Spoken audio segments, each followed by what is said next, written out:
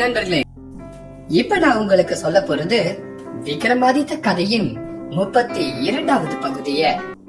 வேதாளம் கேட்ட 23வது புதிருக்கு விக்ரமாதித்தன் என்ன பதில் சொன்னான்னு பாத்திரலாம். மகாராஜனே, யாருடைய கையில் அந்த பிண்டம் சேர வேண்டும்? வேதாளம் இப்படி கேட்டவுடனே தர்மத்தை நன்றாக அறிந்த விக்ரமாதித்தன் தன் மௌனத்தை கலைத்து பின்வருமாறு பதிலளித்தான். சந்திரபிரப மன்னன் பிண்டத்தை திருடன் கையில் இட்டிருக்க வேண்டும். அவன் திருடனுடைய பிள்ளையே. அவன் பிராமணனுக்கு பிறந்தது உண்மையாயினும் ஓர் இரவுக்காக பணம் பெற்றுக் கொண்டு பிராமணன் தன்னை விற்று கொண்டபடியால் அவனுக்கு எந்த விதமான உரிமையும் இல்லை. சூரிய பிரப அரசனும் குழந்தையை எடுத்து வளர்த்து அவனுக்கு உபநயனம் முதலியன செய்வித்து தந்தை போலவே விளங்கினார். ஆயினும் அவர் தொட்டியிலே கிடந்த குழந்தையுடன் பணத்தையும் பெற்றுக் கொண்டார். குழந்தையை வளர்த்ததற்கு கூலியாகவே அந்த பணத்தை கொள்ள வேண்டும். அதனால் அரசருக்கும் உரிமை இல்லை.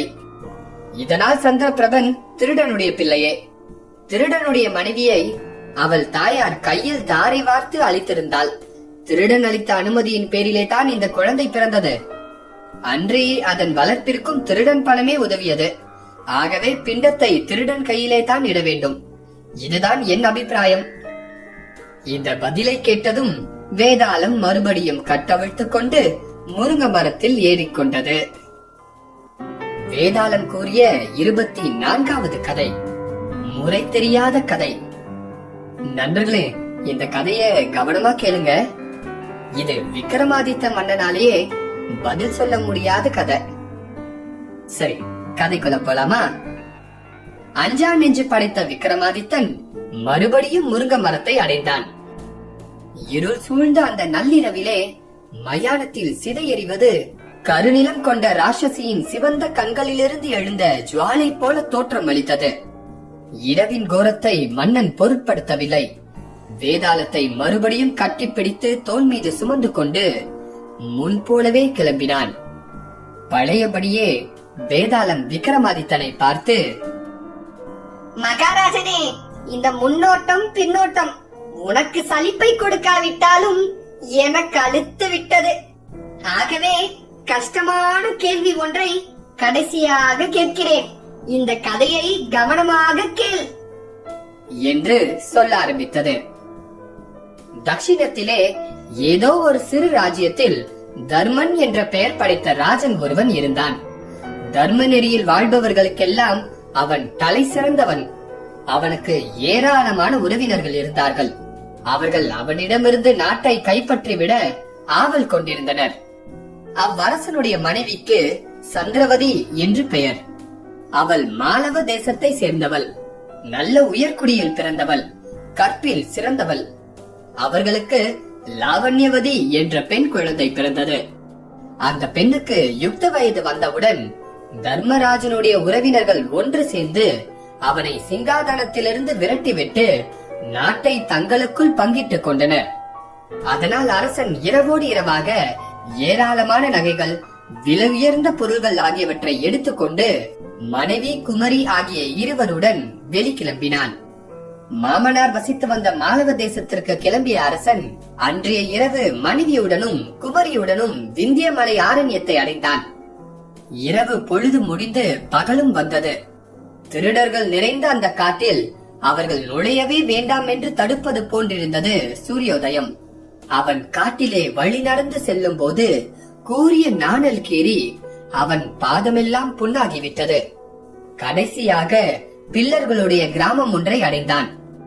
அங்கே அயலார்களை தாக்கி கொலை கொள்ளை நிகழ்த்தும் கொடூர மனிதர்கள் நிரம்பி இருந்தார்கள். யமபுரத்தை கண்டு ஒதுங்குவது போல அவ்விடத்தை யாரும் அணுக மாட்டார்கள். அரச ஆடை ஆபரணங்களை தரித்து மன்னவன் வருவதை கண்டவுடன் அநேக சவரர்கள் பல வகையான ஆயுதங்களை எடுத்துக்கொண்டு அரசனை கொள்ளையடிக்க ஓடி வந்தனர். அதை கண்ட அரசன் தன் மனைவியையும் பெண்ணையும் பார்த்து, அந்த கிராதகர்கள் முதலில் உங்களையே கைப்பற்றுவார்கள். ஆகவே இந்த வழியே நடுக்காட்டிற்குள் புகுந்து விடுங்கள் என்று சொன்னான். உடனே மனையால் சந்திரவதியும் ராஜகுமாரியான லாவண்யவதியும் பயத்தால் நடுங்கி நடுக்காட்டுக்கு ஓடிவிட்டனர். சவரர்கள் அம்பெய்து கொண்டே அரசனை நெருங்கினார்கள். ஆயினும் அரசன் தன் கத்தியையும் கேடயத்தையும் கொண்டு ஏராளமான கிராதகர்களை கொன்று விட்டான். அதன் மேல் கிராதகனின் தலைவன் கிராமத்தில் இருந்த அனைவரையும் ஒன்று திரட்டி அரசனை தாக்கினான். தனித்து நின்ற அரசனை கூட்டமாக சேர்ந்து தாக்கிய அவர்கள் வெகு சீக்கிரம் வெற்றி கொண்டார்கள்.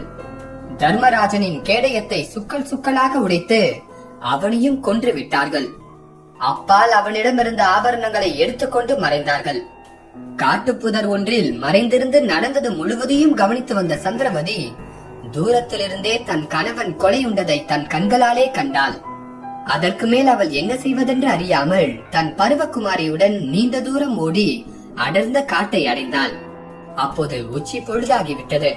அங்கே நடுக்காட்டிலே தாமரை குளக்கரையிலே ஒரு அசோக மரத்தடியில் தளர்ச்சியும் தூக்கமும் மேலிட அவள் தன் மகளுடன் உட்கார்ந்து அழுது கண்ணீர் உகுத்தாள்.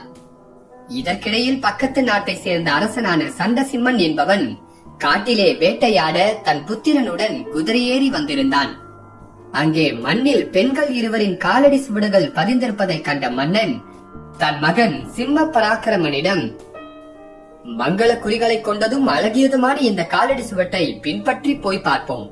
இந்த சுவட்டை விட்டு சென்ற பெண்மணிகளை நாம் காண்போமானால் உனக்கு விருப்பமானவளை நீ தேர்ந்தெடுத்துக் கொள்ளலாம் என்று சொன்னான். தந்தை இவ்விதம் சொன்னவுடன் மகன், சிறிய காலடி சுவடுகளுக்குரியவளை நான் மனைவியாக அடைய விரும்புகிறேன். அவள்தான் இளமை பருவத்தில் இருக்க வேண்டும். எனக்கு ஏற்றவளாக இருப்பாள். பெரிய காலடியை உடையவள் வயதானவளாக இருக்க வேண்டும். அவள் உங்களுக்கு ஏற்றவளாக இருப்பாள் என்று பதிலளித்தான். மகன் இப்படி பேசியதை கேட்டு சண்டசிம்மன், இது என்ன இம்மாதிரி பேசுகிறாய்? உன் தாயார் எப்போதுதான் வானுலகத்தை அடைந்தாள். அவளை போன்ற நல்ல மனைவி ஒருத்தியை விரும்புவேனா என்று கேட்டான். அப்பா, இவ்விதம் பேசாதீர்கள். மனைவி இல்லாத மனை பூர்ணத்துவம் பெற்றதாகாது. அன்றி வீட்டிலே நுழையும் புருஷனை அன்புடன் வரவேற்க ஆசை மனைவி இல்லாத இடம் வீடு என்று குறிக்கப்பட்டாலும் விலங்கற்ற சிறைக்குடமே ஆகும் என்று மூலதேவர் இயற்றிய சுலோகம் உங்களுக்கு தெரியாதா? ஆகவே இப்போது நான் தேர்ந்தெடுத்த பெண்ணை தாங்கள் மனைவியாக ஏற்றுக்கொள்ளாவிட்டால் நான் உங்கள் காலடியிலே உயிரை விட்டு விடுவேன் என்று தன் தந்தையை பார்த்து மகன் தெரிவித்தான். இதை கேட்ட தந்தையும் மகன் வார்த்தையை ஏற்றுக்கொண்டான்.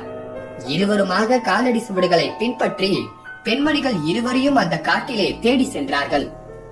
அவர்கள் தடாகத்தை நெருங்கிய போதே அதன் கரையில் முத்துமாலை அணிந்த ராணி சந்திரவதி அங்கே கரையில் உட்கார்ந்திருக்க கண்டார்கள். நண்பகலின் நள்ளிரவின் தோற்றம் போல இருந்தது அவள் உருவம்.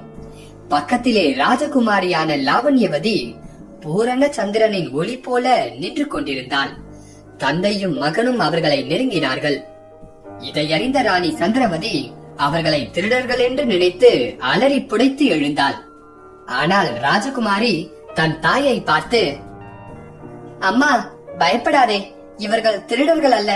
இவர்கள் நன்றாக ஆடை உடுத்தி சாந்த பாவத்துடன் தோன்றுவதை பார்த்தால் நல்ல குலத்தில் பிறந்தவர்கள் என்பதும் வேட்டைக்காக வனம் வந்தவர்கள் என்பதும் தெரிகிறது என்று கூறினாள். ஆயினும் தாயின் தயக்கம் குறையவில்லை. உடனே சண்டசிம்ம ராஜனும் தன் குதிரையிலிருந்து கீழே இறங்கி அப்பெண்மணிகளை பார்த்து கூறினான், பயப்பட வேண்டாம் பெண்மணிகளே. அன்பு பூண்டு உங்களை பார்ப்பதற்காகவே நாங்கள் வந்திருக்கிறோம். ஆகவே நம்பிக்கை கொண்டு தைரியமாக நீங்கள் யார் என்று சொல்லுங்கள். சிவனுடைய நெற்றிக் கண்ணால் காமன் நீரான வருத்தம் தாங்காமல் காட்டுக்கு ஓடி வந்த ரதி பிரதி ஆகியவர்களைப் போல் இருக்கிறீர்கள் நீங்கள். மணிகள் இழைத்த அரண்மனையில் இருக்க வேண்டிய நீங்கள் நிர்மானுஷ்யமான இந்த காட்டுக்கு எப்படி வந்தீர்கள்?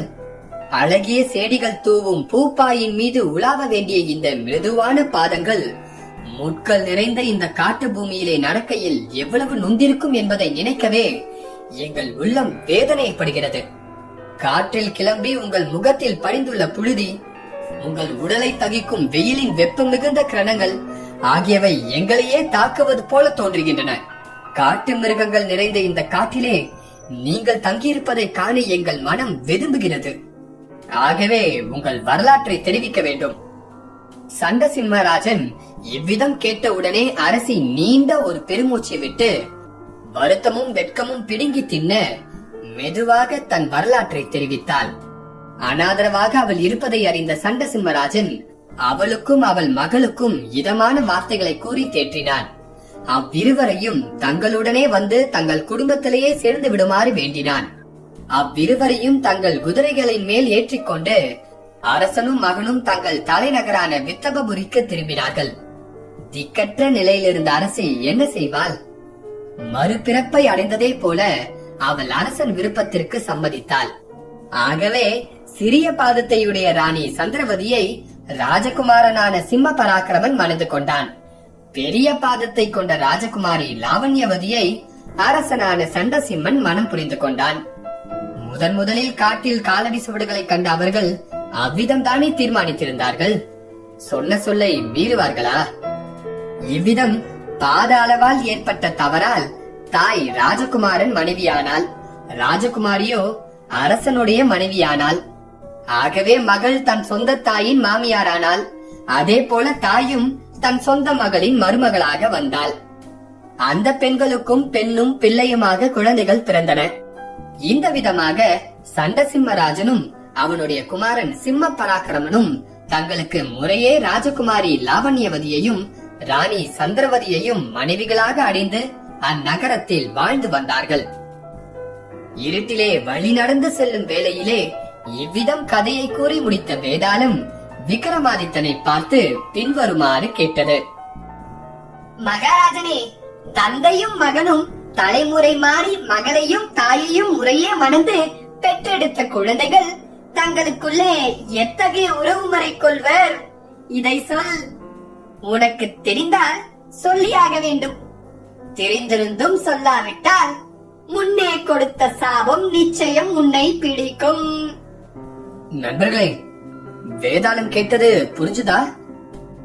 விக்ரமாதித்தனாலே பதில் சொல்ல முடியாத இந்த கேள்விக்கு உங்களால பதில் சொல்ல முடிஞ்சா சொல்லுங்க.